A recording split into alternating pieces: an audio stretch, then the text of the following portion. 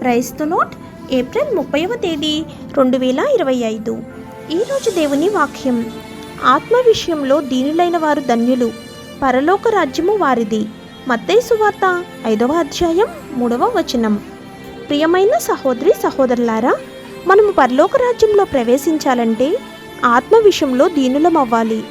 ఆత్మ విషయంలో దీనులైన వారు మనలో ఎలాంటి నీతి న్యాయాలు లేవని, ఎలాంటి యోగ్యత లేవని గ్రహిస్తారు. అందువలన దేవుని ఎదుట బహుగా తగ్గించుకుంటారు. పశ్చాత్తాపపడేవారు ఎవరంటే తమ ఆత్మీయ స్థితిని గుర్తించినవారు. వారి పాపాల విషయంలో పరిశుద్ధాత్మ దేవుడు వారిని ఒప్పిస్తారు. కాబట్టి వారి ఆత్మీయ స్థితిని వారు గుర్తిస్తారు. మనము దేవుని రాజ్యంలో ప్రవేశించాలంటే మన పాపముల కొరకు పశ్చాత్తాపపడాలి. తమ ఆత్మీయ స్థితిని గుర్తించిన వారు దీనులు, వినయ మనస్కులు, ధన్యులు అని దేవుని వాక్యం సెలవిస్తోంది.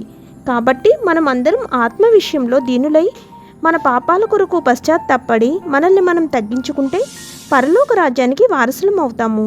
ఆమేన్. God bless you.